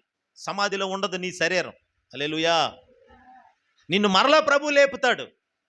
అలా లేపబడటానికే యేసయ్య నీ జీవితంలో ఉన్న మరణాన్ని నిరర్ధకం చేయడానికి వచ్చాడు. భౌతిక మరణమే కాదు, ముఖ్యంగా ఆత్మీయ మరణం, రెండవ మరణం నీ జీవితంలో ఉండకూడదని ప్రభు కోరుకుంటున్నాడు. లాజరు జీవితంలో మామూలు శరీరానికి మరణం వచ్చిందా రాలేదండి? యేసయ్య లేపిన తర్వాత చనిపోయాడా లేదా? లాజరు చనిపోయాడు మళ్ళీ. అంటే ఆయన మహిమ, ఆయన కార్యం ప్రజలకి కనబడాలి, తెలియబడాలి. లాజరుకి ఎంతకాలం ఆయుష్కాలం ఇచ్చాడో అంతకాలం కూడా మళ్ళీ బ్రతికాడు. చక్కగా దేవుని కొరకైన ఒక పాత్రగా వాడబడ్డాడు. తర్వాత ప్రభు పిలుచుకున్నాడు, పరలోకం చేర్చుకోబడ్డాడు. హల్లెలూయా చెప్పండి. ఓకే. అయితే లాజరు ప్రస్తుతం ఒక జీవాన్ని చూడాలి, వెలుగును చూడాలి. కీర్తనలు 56:12 దేవా నీవు మరణములో నుండి నా ప్రాణమును తప్పించి ఉన్నావు, నేను జీవపు వెలుగులో దేవుని సన్నిధిని సంచరించున్నట్లు జారి పడకుండా నీవు నా పాదములను తప్పించి ఉన్నావు. నా పాదాలని మరణపు అంచులోకి వెళ్ళకోకుండా, జారి పడిపోకుండా నువ్వు తప్పించావు. ఎక్కడి నుండి? మరణములో నుండి. హల్లెలూయా. ఎందులోకి తీసుకొచ్చాడైనా? జీవపు వెలుగులో దేవుని సన్నిధిలో నడుచుకునేటట్లుగా, దేవుని సన్నిధిని కలిగి ఉండేటట్లుగా, దేవుడు అప్పగించినటువంటి ఆ పని పూర్తయ్యేటట్లుగా ఆ వ్యక్తి ద్వారా. ఈరోజు నీవు హఠాత్తుగా మరణించడానికి నీవు మరణం కొరకు ఏర్పాటు చేయబడలేదు, దేవుని పని కొరకు ఏర్పాటు చేయబడ్డావు. హల్లెలూయా. దేవుని పని నీ జీవితంలో ఎంతవరకైతే ఉన్నదో ఆ పని పూర్తయ్యే వరకు కూడా ఏ మరణము నీ జోలికి రాకుండా నా ప్రభు నీకు జీవపు ప్రాకారమై ఉన్నాడు. ఆయన మధ్యలో కొన్ని ఊహలు, తలంపులు, ఆలోచనలు, ప్రేరేపణలు, కొంతమంది చేష్టలు, కొంతమంది మాటలు, కొన్ని ప్రేరేపణలు మరణకరముగా అనిపించవచ్చు, మరణ సంబంధమైనవిగా ఉండొచ్చు. అవి రావచ్చు నీ దగ్గరికి. పక్షులు వస్తాయి, ఎగిరి వెళ్ళిపోతాయి, అంతే. అలాగే ఆలోచనలు అలా వస్తాయి, మళ్ళీ వెళ్ళిపోతూ ఉంటాయి, అంతే తప్ప ఈ ఆలోచన ఎలా వచ్చింది కదా నేను దీన్ని నెరవేర్చాలా? అక్కర్లేదు. దేవుని ఆలోచన చేత మనం నడిపించబడదుముగాక. సాతానిచ్చే ఆలోచన ఏంటి? చచ్చిపో. ఇంత ప్రతికూలమైన వాతావరణంలో కూడా నీవు బ్రతుకున్నావంటే ఇంకెందుకు? చనిపో అనే అంటాడు. అయితే ప్రభు చెప్తున్నాడు, చనిపోవటం కోసం కాదు, మరణం కోసం కాదు నువ్వు ఏర్పాటు చేయబడింది, నా పనిని ఈ భూమి మీద నువ్వు నెరవేర్చడం కొరకే నేను నిన్ను ఏర్పాటు చేసుకున్నాను. దేవుని పని నీ జీవితంలో పూర్తి చేయబడి వరకు కూడా దేవుడు నిన్ను కాపాడుతూనే ఉంటాడు, నిన్ను వెంటాడుతూనే ఉంటాడు. అయితే దేవుణ్ణి కనబడకుండా కూడా ఆయనను మర్చిపోయేలాగా, ఆయన మీద విశ్వాసం తప్పిపోయేలాగా ఈ మరణకరమైన పరిస్థితులు కమ్మేస్తాయి ప్రభు మీద. అప్పుడు నీకు విశ్వాసం రాకుండా ప్రభువునే మర్చిపోయేలాగా అప్పుడు నువ్వు గుర్తు చేసుకో, ఈ పరిస్థితి మరణకరమైన పరిస్థితి వచ్చిందా? ఇప్పుడు నువ్వు తెలుసుకోవాలి ఏమిటంటే ఇది సాతాను వలన వచ్చిందే తప్ప దేవుని వలన కలిగిందైతే కాదు అని తెలుసు. ఒక చెత్త ఆలోచన వచ్చిందా? అది సాతాను వలన కలిగింది. దేవుడు నిన్ను జీవింపజేయడానికే, జీవించడం కొరకే నిన్ను ఏర్పాటు చేసుకున్నాడు. హల్లెలూయా. మరణించడం కోసం కాదు, మరణం నీ మీద ఏలుబడి చేసి మధ్యలో నుండి తీసుకెళ్ళిపోవడం కోసం కాదు. నీతో చాలా పని ఉంది దేవునికి. హల్లెలూయా. చాలా పని ఉంది. ఈ భూమి మీద దేవుని పని చేయటానికి నీవు ఒక ఏర్పరచబడిన పాత్రవు కాబట్టి పరిస్థితులు ఈ పని అంతా మర్చిపోయేలాగా చేస్తాయి. మర్చిపోకు. ఈ పరిస్థితి కొంచెం, ఇప్పుడున్న పరిస్థితి రేపు ఉండదు యేసునామములో. అందుకనే వాక్యం ఏమంటుంది? కొంచెము కాలము శ్రమ పడిన పిమ్మట తానే మిమ్మును చదవండి అన్నమాట. 1 పేతురు పత్రిక 5:10. పేతురు రాసిన 1 పత్రిక 5వ అధ్యాయము 10వ వచనం. తానే మిమ్మల్ని పూర్ణులుగా చేస్తాడు, స్థిరపరుస్తాడు, బలపరుస్తాడు. అయితే ఓపిక పట్టాలి యేసునామములో. ఏంటి పాస్టర్ గారు ఇలాంటి మరణకరమైన పరిస్థితులు? మీకే కాదు, మాకు కూడా వస్తూ ఉంటాయి మరణకరమైన పరిస్థితులు. మీకు ఒక ఎంత అయితే మాకు రెండింతలు అన్నట్టుగా వస్తాయి పరిస్థితులు. సేవకులకి మరణకరమైన పరిస్థితులు. ఇప్పుడు విశ్వాసిగా మీకు ఏదైనా అవసరం కలిగితే ఎవరినైనా వెళ్ళి ఆ అక్కర తీర్చుకోవడానికి పరుగులు పెడతారు, లేదంటే ఏ పని చేయడానికి వెనకాడకుండా పని చేసుకుంటారు, ఆ అవసరం తీర్చుకోవాలని ప్రయత్నం చేస్తారు. సేవకులకు అలాగ ఉండదు అండి. సేవకులకు అలా కుదురుతుందా? ఇప్పుడు సేవకుడు పేకల మీదకి వచ్చిందో పరిస్థితి, దానిని తప్పించుకోవడానికి ఒక అబద్ధం ఆడకూడదు, అన్యాయం చేయకూడదు, ఎవరిని మోసం చేయకూడదు ఈ పరిస్థితుల్లో. ఇంకోటి ఏంటి? ఎక్కడికి కూడా ఎవరి మీద ఆధారపడకుండా ఆయన వైపే చూడాలి, ఆయన మీదే ఆధారపడాలి. ఎలా ఉంటుందో చూడండి ఒకసారి ఆలోచించండి. ఊపిరిని బిగబెట్టేసినట్లుగా ఉంటుంది పరిస్థితి, సేవకుల పరిస్థితులు. మరణమే ఇంకా అన్నట్లుగా అనిపిస్తుంది. ఈ పరిస్థితిని తప్పించుకోవాలంటే ఇక మరణమే అన్నట్లుగా అనిపిస్తుంది. మళ్ళీ ఎక్కడికి వెళ్ళి ఏ పని చేసుకోలేము. ఇటు పాస్టర్ ఇటు పని చేస్తున్నారా? పైన అప్పుడు ఆ గురి కోల్పోతారు, ఆ లెక్క కోల్పోతారు. సేవకులన్న ఆ విచక్షణ కోల్పోతారు కొంతమంది. మన బోటోళ్ళే అన్నట్లుగా లెక్క సమాజంలో అలా ఒక చులకన భావం ఏర్పడిపోతుంది. దేవుని సేవకులు అనే విధానం మనసులో తీసివేయబడిపోతుంది. అలాగని సేవకుడు కష్టపడకూడదా? దేవుని నిర్ణయానుసారంగానే వెళ్ళాలి. ఎన్నో పరిస్థితులు పేకల మీదకి వచ్చేస్తూ ఉంటాయి. ఆ సమయానికి ₹1 చేతిలో ఉండదు. సేవ అంటే అదే. సమయానికి ₹1 చేతిలో ఉండదు. ఊపిరి బిగబెట్టినట్టు పీక నొక్కేసినట్లుగా ఉంటుంది పరిస్థితి. ఇప్పుడు ఏం చేయాలి? నెక్స్ట్ స్టెప్ ఏం తీసుకోవాలి? ఎవరిని అడుగుదాం తెలీదు. కొన్ని సంఘం మీద ఆధారపడదాం, కుదరదు. ఏమి ఉండదు తెలుసండి, సోర్స్ ఏమి ఉండదు. అప్పుడే అరణ్యయాత్రలోన నా దాగు చోటు నీవే, నా నీటి ఊట నీవే. అరణ్యయాత్రలోన నా దాగు చోటు నీవే, నా నీటి ఊట నీవే. అతి కాంక్షణీయుడా ఆనుకొనెదని మీద, అతి కాంక్షణీయుడా ఆనుకొనెదని మీద. నా యేసు రాజా, నా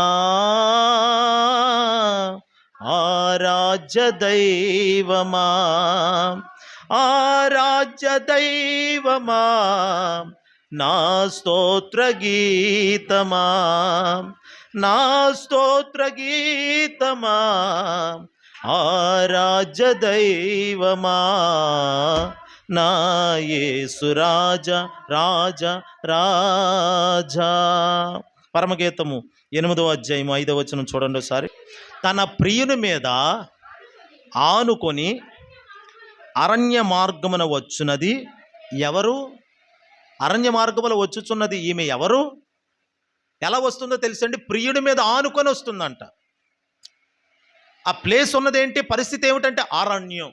ఇది సేవకుడి జీవితం. ఇది తెలుసండి, సేవకుడి జీవితం ఇది. సేవకులకి ఉన్నటువంటి పరిస్థితి ఇదే. ఎవరి మీద ఆనుకోవడానికి లేదు. అరణ్యం, చుట్టూ అరణ్యమే. అరణ్యంలో ఎవరైనా కనబడతారండి? మంచినీళ్ళు ఇచ్చేవారు ఉంటారా? పలకరించే వాళ్ళు ఉంటారా? అందరూ ఉంటారు తెలుసండి. సేవకుడి చుట్టూ మనుషులు ఉంటారు, సంఘం ఉంటుంది. బంధువులు, రక్త సంబంధులు ఎక్కడెక్కడో ఉండొచ్చు, స్నేహితులు ఉండొచ్చు, కళ్ళ ముందు ఎన్నో సోర్స్ కనబడచ్చు. కానీ ఇప్పుడు ఇదంతా కూడా సేవకుడికి ఎలాంటిదంటే అరణ్యముగానే ఉంటుంది. ఈ అరణ్యములో ఇక గొంతెండిపోయి ప్రాణం పోయే పరిస్థితులు, మరణము. ఇంకా ఇక్కడైతే ఒక నీడ మనిషిని కమ్మాలంటే ఈ ఇల్లుల మధ్య కొంత సమయం పడుతుంది. కానీ అరణ్యములో ఏ చెట్టు ఉండదండి. ఒక నీడ రావాలంటే ఈజీగా వచ్చేస్తుంది ఒక వ్యక్తి మీదకి. మేఘం కమ్మితే ఆ మేఘపు నీడ అలా పడిపోతుంది. ఇప్పుడు మరణం ఈజీగా కబలించేస్తుంది వెంటనే. ఎన్ని ఆలోచనలు వచ్చేస్తాయో. ఇప్పుడు చెప్పు, ఇప్పుడు చేయి సేవ, ఇప్పుడు చెయ్యి, ఇప్పుడు చెప్పు, ఖచ్చితంగా సంఘానికి చెప్తావు కదా, ఇప్పుడు నువ్వు పట్టించు. యేసు జీవమై ఉన్నాడని చెప్తున్నావు కదా, ఇప్పుడు నువ్వు తీసుకో. పరిస్థితులు పాఠాలు నేర్పుతాయి సేవకులకి బాగా, విశ్వాసుల కంటే ఎక్కువ. మీకు అందుకని అంటాను, మీకు ఒకంత నేర్పుతుంటే మాకు 2-3 ఎంతలుగా దేవుడు నేర్పుతూ ఉంటాడు ఆత్మలో. హల్లెలూయా. గమనించండి, అంత అరణ్యమే. ఈ క్షణం వరకు ఒక అరణ్యంలో ఉన్నాను నేను ప్రస్తుతానికి యేసు నామములో. హల్లెలూయా. ఈ క్షణం వరకు కూడా యథార్థమైన స్థితిని చెప్తున్నాను, దేవుని సన్నిధిలో అబద్ధం ఆడక. మరణకరమైన పరిస్థితులు ఆవరించినప్పుడు ఇదిగో వాక్యమే మళ్ళీ ధైర్యపరుస్తుంది. ఈ వాక్యమే మనకి గొప్ప ధైర్యాన్ని ఇస్తుంది. మళ్ళీ కృంగిపోకుండా, ఇదే నా బాధలో ఇదే నాకు నెమ్మది కలిగించుచున్నది అని కీర్తనకారుడు అన్నట్టు, వాక్యము ద్వారానే మళ్ళీ సేవకుడికి జీవము, నెమ్మది. హల్లెలూయా. ఎక్కడికి వెళ్ళి పని చేసుకోలేము, పని చేయడానికి అవయవాలు సహకరించవు. ఈ పరిస్థితిని దాటుకోవడానికి విశ్వాసులుగా నెలకు 30-40 వేలు సంపాదించే వాళ్ళకే పరిస్థితికి కింద మీద పడిపోతుంటే, నెలకి కనీసం 10,000 కూడా ఇన్కమ్ లేని సేవకులకి ఇంకెలా ఉంటుందో ఆలోచించండి ఒకసారి. అలాంటి పరిస్థితులు అరణ్యకరమైన పరిస్థితులు, మరణము వెంటాడుతున్న పరిస్థితులు, అనుదినము అనుక్షణము మరణమే. అందుకనే పౌలు అంటాడు, మాలో మరణమును మీలో జీవమును ఏలుబడి చేస్తున్నాయని అంటాడు. హల్లెలూయా. ఎటు పోయినను మాకు శ్రమయే సంభవించుచున్నది. ఎటు పోయినను అన్ని ద్వారాలు మూయబడిపోతాయి. తెలుసండి, నేను ఈ వారంలో ఎన్ని తలుపులు తట్టానో, 10ల సంఖ్యలో ఎంతమంది దగ్గర తలుపు తట్టి నిశీది రాత్రి అన్నట్టుగా అరణ్యం, గడ్డు అరణ్యం, మామూలు అరణ్యాన్ని కాదు. హల్లెలూయా చెప్పండి సార్. అలాంటి పరిస్థితిని ఎదుర్కొంటుంటే కళ్ళ ముందు ఒకటే కనబడుతుంది, మరణం కనబడుతుంది. మరణం ఒక్కటే కనబడుతుంది, ఇంకేమి కనబడతలా. ఇందులోకి అడుగు వేయమని సాతానుగాడు మరణం చూపిస్తున్నాడా? రానున్న కాలములో, రానున్న కాలానికి ఒక నిరీక్షణ పుట్టించవలసినటువంటి ఒక జనముగా ఉండవలసిన వాడిని ఇప్పుడు సాతాను చచ్చిపో అని ఒక మరణకరమైన పరిస్థితిని ఎదుట తెచ్చిపెట్టి, చచ్చిపో ఇప్పుడు అంటుంటే ఏ స్టెప్ తీసుకోవాలి? అప్పుడు ఎవరు చెప్తారు ఆలోచన? తప్పునైనా అలా చేయకూడదు నాయనా, ఇలా చెప్పేవాళ్ళు ఒక్కరు కూడా సేవకులకు ఉండరు. కానీ సేవకులు నేటి వరకు నిలిచి ఫలించడానికి చాలామంది సేవకులు అవన్నీ దాటుకొని ఒక ఉన్నత స్థితిలో ఉంటే, ఇప్పుడు వారవలేక సేవకుల్ని చూసి ఏదేదో అనేయడం తేలికే.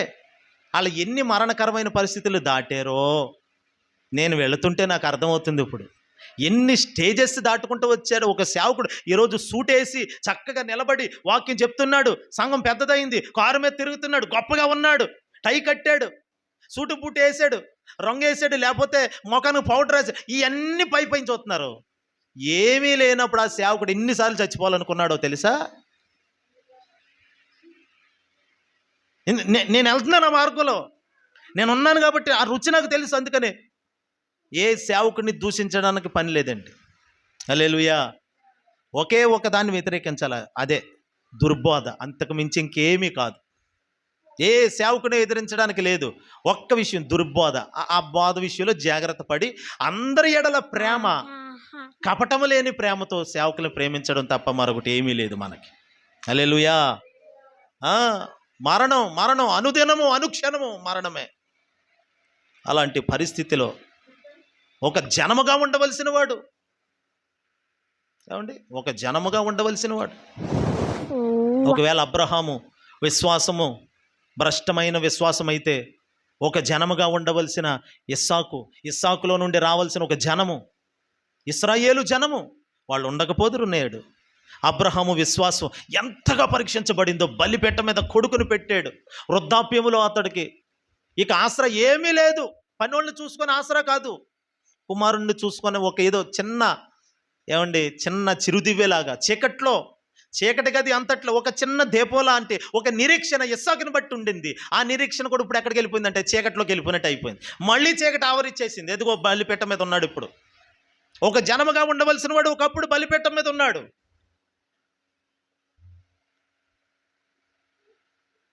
గొప్ప జనముగా మనం మార్చబడతాం యేసు నామములో.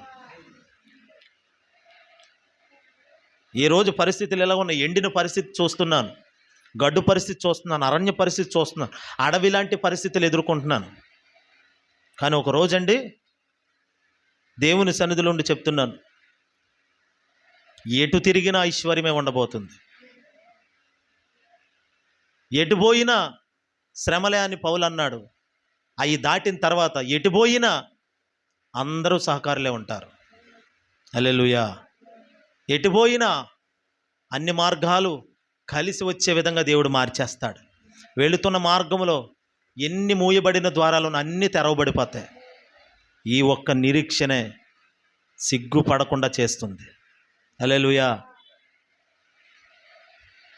చూడండి దేవుని బిడ్డలారా, ఒక జనముగా ఉండవలసిన ఇస్సాకు బలిపీఠ మీద మరణావస్థలో ఉంటే మరలా దేవుడు బ్రతికించాడు అతన్ని. అబ్రహాంకి అది బ్రతికించింది.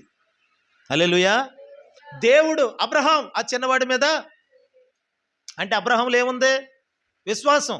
అంటే విశ్వాసము అతన్ని, ఎవరిని? ఇస్సాకుని బ్రతికించింది. అబ్రహాము విశ్వాసం ఇస్సాకుని బ్రతికించింది. అంటే అబ్రహాం విశ్వాసం ఏంటంటే, ఇదిగో నా కుమారుడు చనిపోయినను తిరిగి మరలా బ్రతుకును. కాబట్టి అబ్రహాము విశ్వాసం ఇంకా మరణములో ఉన్న ఇస్సాకుని లేవనెత్తింది. దేవుని ద్వారా ధైర్యంగా చెప్పగలిగే మాట ఏమిటంటే, మీరు ఏ మరణములో ఉన్నా యేసునందు విశ్వాసం కోల్పోకండి. ఆ విశ్వాసం మిమ్మల్ని మరలా బలమైన జనముగా లేపుతుంది. మరలా హల్లెలూయా. విశ్వసించుట నీ చేతనైతే చాలు, కార్యాలు పొందుకొనుట కూడా నీ చేతనవుతుంది యేసు నామములో. లాజరు జీవితంలో వచ్చిన మరణాన్ని నిరర్ధకం చేశాడు. ఇస్సాకు జీవితంలో వచ్చిన మరణాన్ని విశ్వాసము ద్వారా నిరర్ధకం చేశాడు. హల్లెలూయా. నాయీను పట్టణపు నాయీను విధవరాలు, ఆమె కుమారుడు సమాధి చేయడానికి తీసుకెళ్ళిపోతున్నారు ఊరిలో నుండి. అది ఇందాక అన్నాను కదా, ఊరు పొమ్మంటుంది కాడి రమ్మంటుందని. ఊరిలో నుండి తీసుకెళ్ళిపోతున్నారు.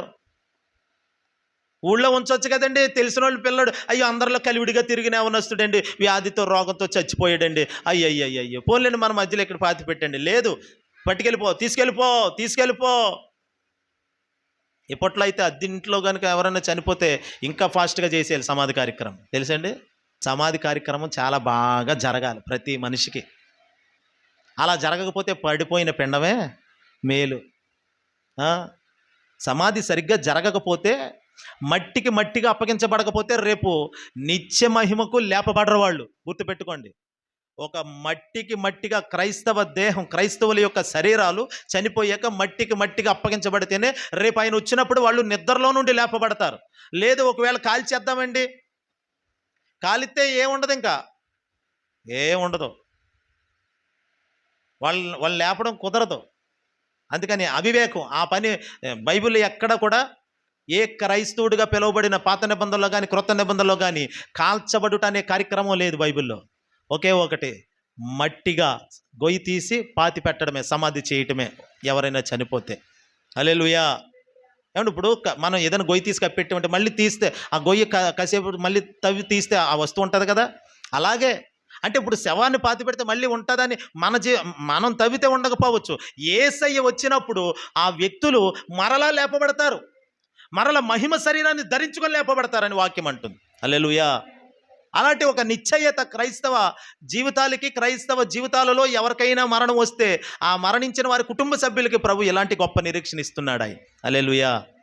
చూడండి నా దేవుని బిడ్డలారా, అందుకని నాయీన్ అనే విధవరాలి యొక్క కుమారుని తీసుకెళ్ళిపోతుంటే యేసుక్రీస్తు ఆ ఊరికి అదిగో వస్తున్నాడు, ఊరిలోకి ఎంటర్ అవుతున్నాడు. ఆయన ఊరిలో ప్రవేశించడానికి చూడండి ఆ మాట, లూకాసు వార్త 7:11. ఆ చనిపోయిన వాడు లేచి కూర్చుండి మాట్లాడసాగాను. ఆయన అతని తల్లికి, అంటే పెద్దవాడే, చనిపోయిన వాడు పెద్దవాడే, పెద్ద కుమారుడే, కొంచెం ఇంటికి ఉపయోగపడేవాడు. సడన్గా చనిపోయాడు కుమారుడు. ఇప్పుడు చనిపోయాడు, మరి ఏం చెయ్యాలి? మనుషులు ఏం చేస్తారండి? చేయవలసిన పనులే చేస్తారు. మోసుకొని వెళ్ళడం తెలుసు, సమాధి చేయడం తెలుసు, అరే టపాసులు వెయ్యండిరా అనడం తెలుసు, అరే అందరికి తెలియాలి కదా 4 తారాజువలు వెయ్యండిరా, ఇదే తెలుసు. ఇంకేం తెలుసండి? మనుషులకి ఇదే చేతనవుతుంది కదా. మరి యేసు ప్రభుకి ఏం తెలుసు? టపాసులు వేయడం తెలియదు, హల్లెలూయా, లేకపోతే డంపు కొట్టి డ్యాన్స్ వేయడం తెలియదు. ఇంకా క్రైస్తవ మరణం ఒకటే, మళ్ళీ చెప్తున్నాను, అది ఆనందించదగిన కార్యం కూడా క్రైస్తవ మరణం. కానీ లోకం ఏం చేస్తుంది? ఏడుస్తుంది.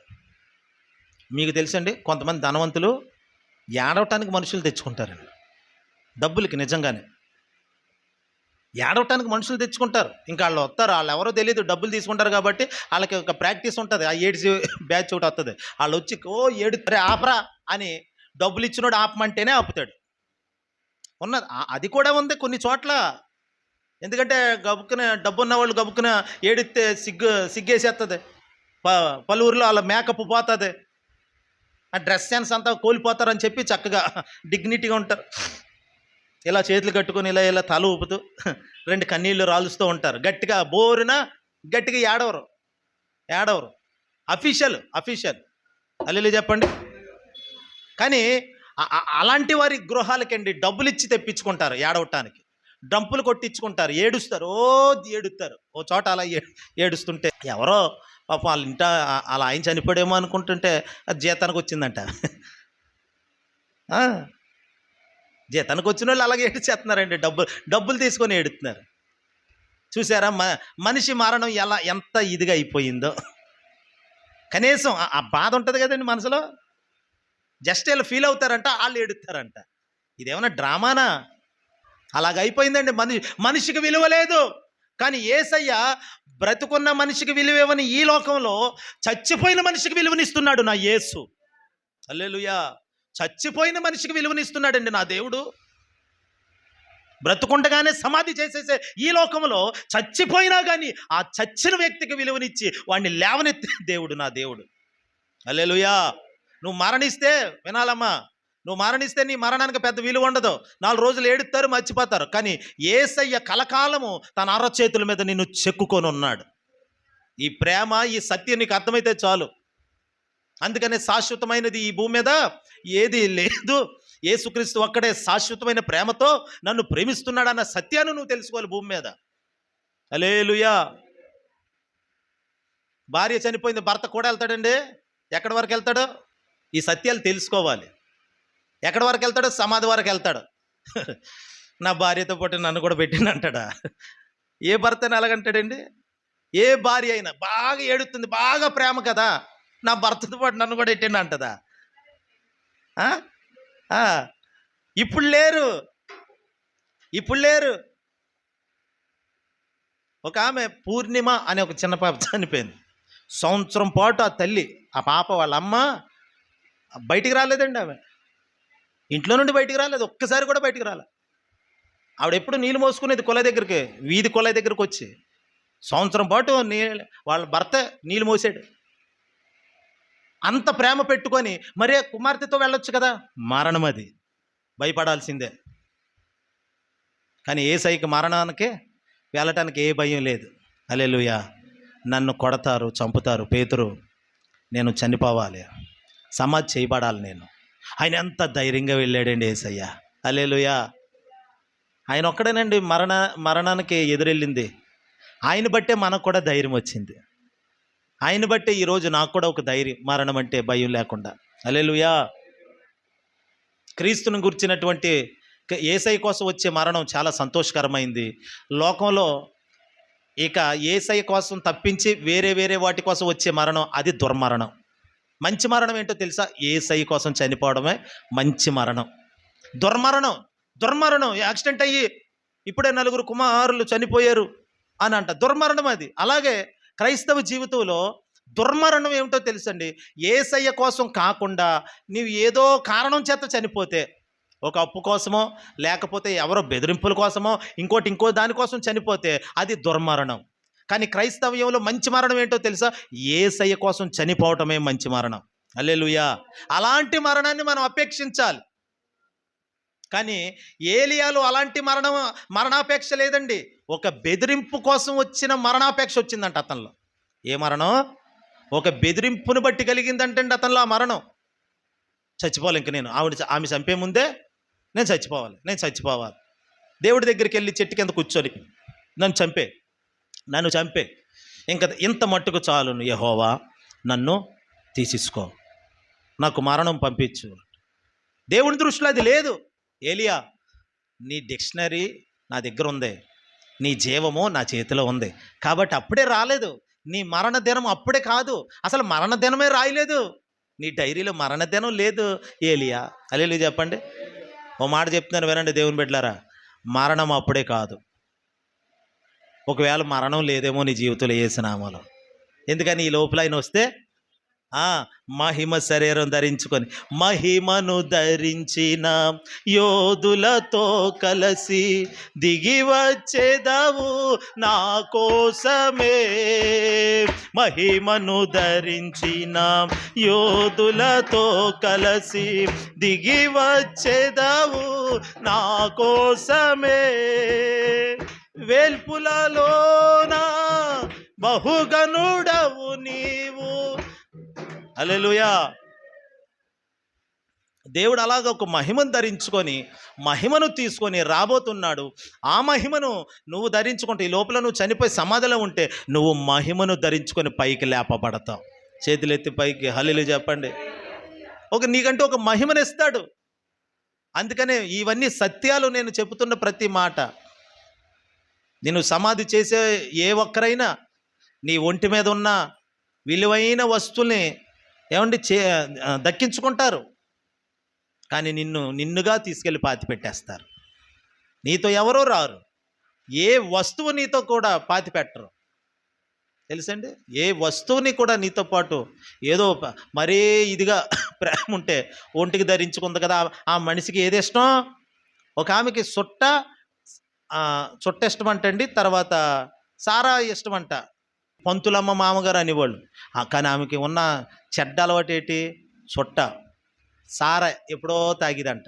అందుకని చనిపోయినప్పుడు ఆమెతో పాటు సారాయిని చుట్టలు కూడా పెట్టారు.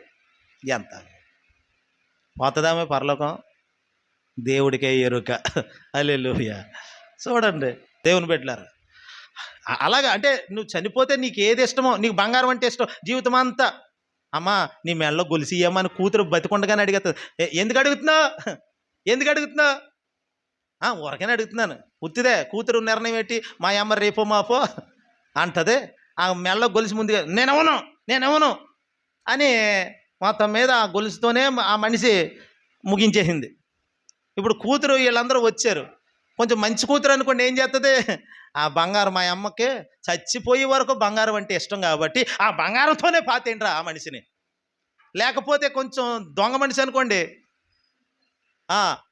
అక్కలేట్ అయింది, చెల్లి ముందు వచ్చింది, ఏం చేస్తుంది? లోపల లాగేసి దాచేస్తుంది. ఏమో ఈ ఏడుపులు ఎవరు తీసేసారో ఏటో.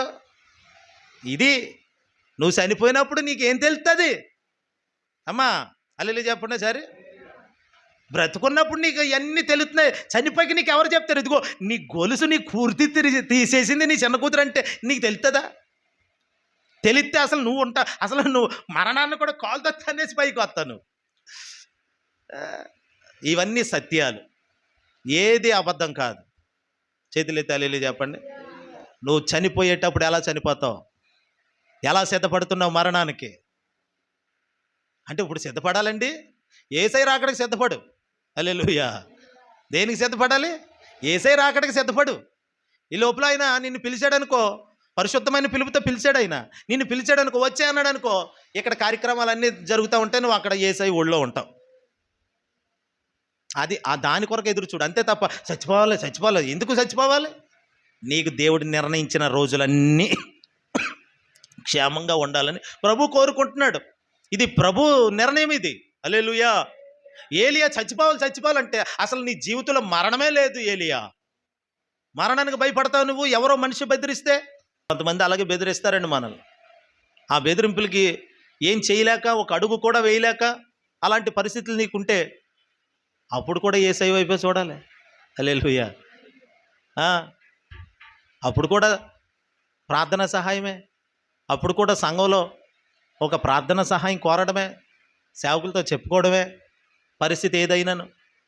ఇక దేని మీద ఆధారపడతాం? మనం దానియేలు గ్రంథంని ధ్యానిస్తున్నాం. దానియేలు ప్రపంచానికి వచ్చిన పెద్ద సమస్యను ప్రార్థనతోనే తెవిల్చాడు, ప్రార్థనతోనే దానిని జయించగలిగాడు. ఎంతమంది మరణాన్ని జయించాడు చూడండి. ఎంతమంది జ్యోతిష్కుల కుటుంబాల్ని కాపాడాడు అతను. గారడి విద్య కలిగిన వారిని కాపాడాడు, జ్ఞానుల కుటుంబాలు కాపాడాడు. ఎంతమంది మరణాన్ని జయించాడు. ఒక ప్రార్థన మరణాన్ని జయింపచేస్తుంది. హల్లెలూయా. ఒక మరణం కాదు, వేల మంది బబులోను రాజ్యంలో ఉన్నటువంటి గారడి విద్య కలిగిన వారు, జ్యోతిష్కులు, జ్ఞానులుగా పిలువబడుతున్నవారు, ఇంకో గుంపోళ్ళు ఉన్నారు కదా. ఎవరండి? గారడి విద్య, జ్యోతిష్కులు, జ్ఞానులు, కల్దీలు కాదమ్మా, ఇంకో గుంపు ఉంటారు కదా. చూడండి 2వ అధ్యాయం దానియేలు గ్రంథం 27. అదిగో 4 ఉన్నారు ఇక్కడ. జ్ఞానులు, గారడి విద్య గలవారు, శకునగాండ్రు, జ్యోతిష్కులు. వీళ్ళే కదా చంపేమన్నాడు రాజుగారు కల చెప్పనందుకు. వీళ్ళందరికీ ఏమొచ్చేసింది? ఇప్పుడు మరణం వచ్చేసింది. ఇప్పుడు ఇంతమంది మరణమా? ఇప్పుడు మన భారతదేశంలో ఎంతమంది జ్యోతిష్కులు ఉంటారండి?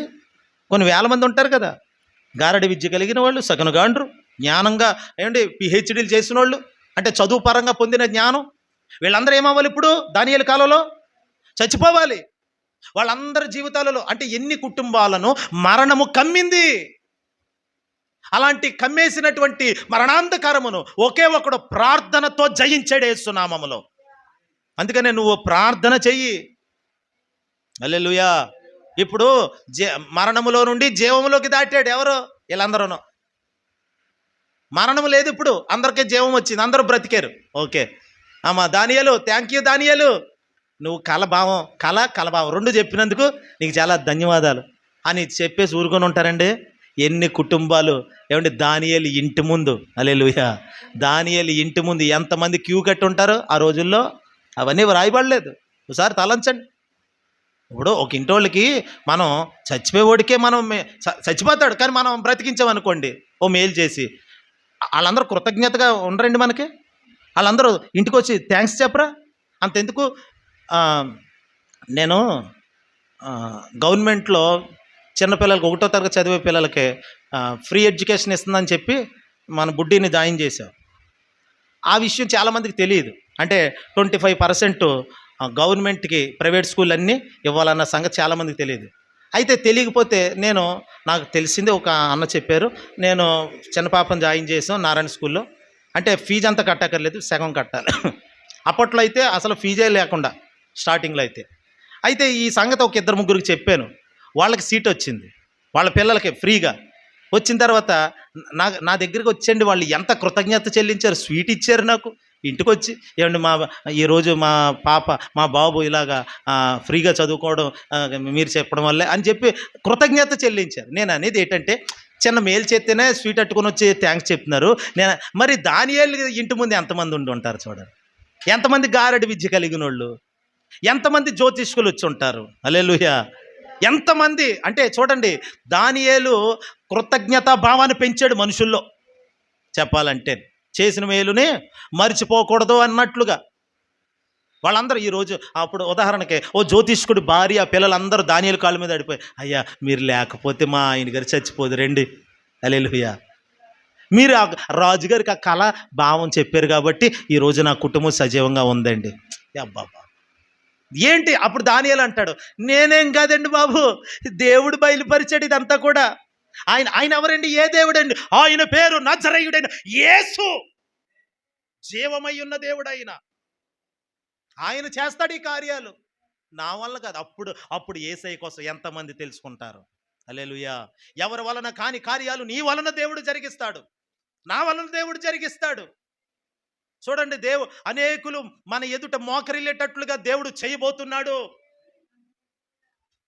అనేకులకి నీ అవసరం పడేటట్లుగా ప్రభు చేయబోతున్నాడు రానున్న రోజుల్లో. ఈ రోజు నువ్వు అక్కర్లేదులే అన్నట్లుగా, పడవేయబడినట్లుగా, విసిరివేయబడినట్లుగా ఉన్నావు. కానీ దేవుడు ఏం చేయబోతున్నాడో తెలుసా? నన్నైనా నిన్నైనా దేవుడు ఒక ఉన్నతమైన స్థితిలో నీ నీ అవసరత అందరికీ కలిగేటట్లు చేయబోతున్నాడు దేవుడు. ఆనబెట్టి చెప్తున్నాను నేను.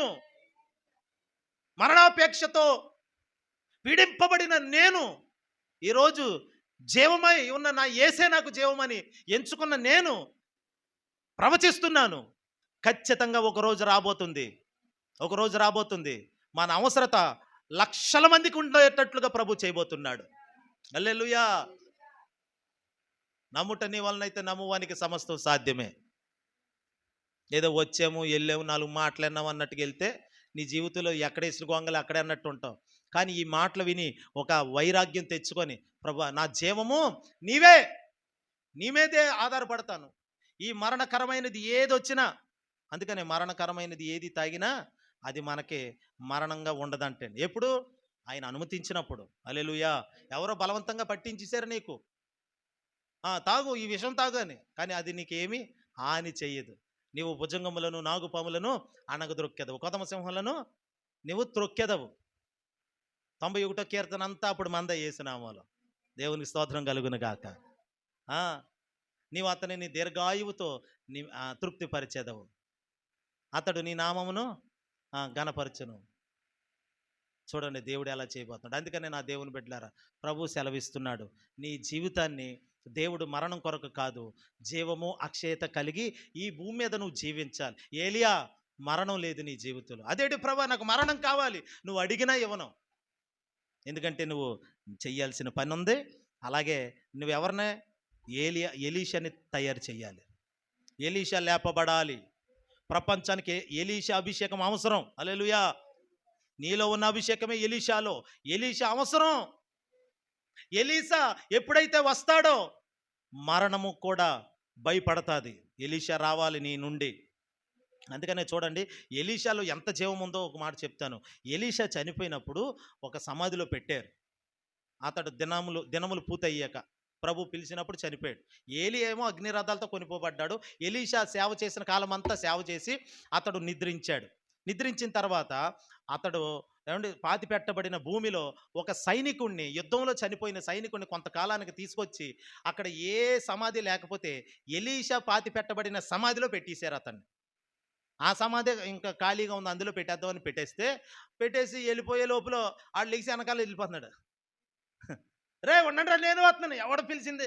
వాళ్ళ పాతి పెట్టినాడే. హల్లెలూయా. రే నిన్ను దెయ్యమా? కాదు, నేనే రే బాబు. మీరు పాతి పెట్టి ఎలియాజర్నే, ఉదాహరణకు చెప్తున్నాను, ఎలియాజర్ అని. నేనే ఎలియాజర్నే. మీరు పాతి పెట్టారు కదా, అదేంట్రా నిన్ను ఎక్కడ పాతి పెట్టాం? అది ఎక్కడైనా అక్కడేముంది? అక్కడ ఎలీషా ఎముకలు ఉన్నాయి.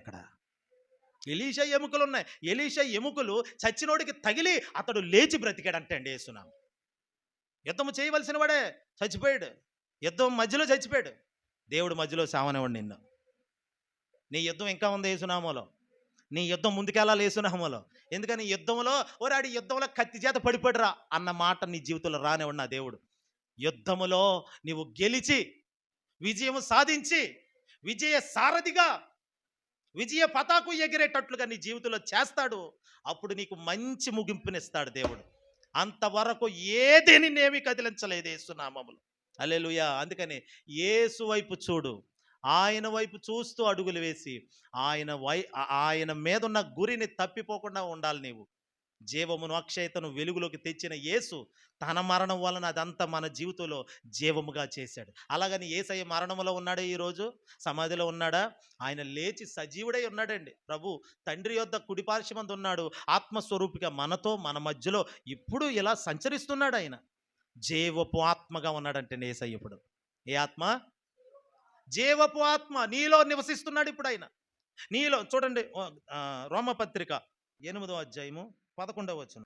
మృతులలో నుండి యేసును లేపిన వాని ఆత్మ, తండ్రి ఆత్మ ఎవరిలో అయితే ఉంటుందో వారు ఇప్పుడు ఎవరో మృతమైన వారు కాదు, జీవించుచున్నవారు, జీవం కలిగిన వారు. ఇప్పుడు మరణం వస్తుందా? ఈ మరణం ఏమీ చేయలేదు. ఇప్పుడు వచ్చే మరణం, భౌతికంగా వచ్చే మరణం నిత్య జీవంలో కనబడతాం. ఎందుకని? పరిశుద్ధాత్ముడు మనల్ని ఏం చేస్తాడంట? జీవింప చేస్తాడు. మీ శరీరంలోను చావునకు లోనైన మీ శరీరం కూడా మీలో నివసించుచున్న తన ఆత్మ ద్వారా, అంటే చావునకు లోబడుతుంది.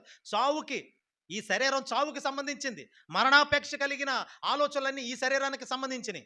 అది శరీర సంబంధమైన ఆలోచన. అందుకనే శరీరము మరణానికి లోబడినటువంటి లోనైన శరీరము. అలాంటి శరీరాన్ని కూడా ఈరోజు ఆయన ఏం చేస్తున్నాడండి?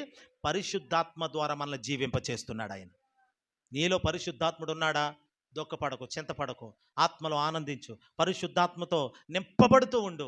మరణాపేక్ష అనేది కాదు. ఏలియా, నీ ఆత్మ అనేకులకి ఒక అభిషేకముగా, నాకు కూడా ఏలి ఆత్మ కావాలి అని ప్రార్థించేవారు ఉండాలి.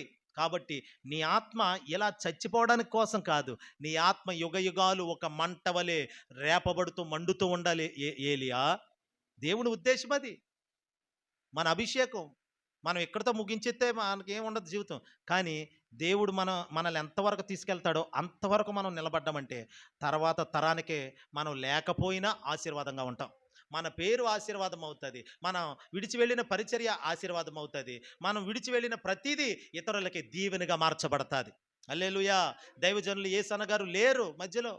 ఆయన విడిచి వెళ్ళినటువంటి పరిచర్య అందరికి దీవెనగాను, ముఖ్యంగా సేవకులైన వాళ్ళందరూ ఏమంటే బహు సంతోషంగా సేవ చేసుకోవడానికి దేవుడు అలాంటి కృప చూపాడు. అలాగే దినకరణయ్య గారు లేరు, డిజిఎస్ దినకరణ గారు. ఆయన విడిచి వెళ్ళినటువంటి ఆ పరిచర్యకి ఆయన మీద ఉన్న అభిషేకము వారి కుమారుల మీద నిలబడుతుంది ఇప్పుడు. హల్లెలూయా. అలాగా దేవుడు మనకిచ్చిన అభిషేకం అంటూ ఒకటి ఉంది. ఆ అభిషేకం నేల పాలైపోవడం కోసం కాదు, అది నిలిచి ఫలించడం కొరకు దేవుడు ఇచ్చాడు. మనం ఈ లోకాన్ని ఆయన చెప్పిన రీతిలో వదులుతాం ఏదో ఒక రోజు ఆయన చిత్త ప్రకారంగా. ఆ తర్వాత నుండి దేవుడు మనకిచ్చిన దర్శనం ఇంకా కంటిన్యూ అవుతూనే ఉంటుంది. ఆ దర్శనం పోదు, ఆ ప్రత్యక్షత పోదు, ఆ సేవ పోదు, ఏది ఆగదు. ఎందుకంటే అదంతా దేవుందై ఉన్నది కాబట్టి. దేవుడి మాటలు మన వినికిలో దీవించును గాక. ప్రార్థన.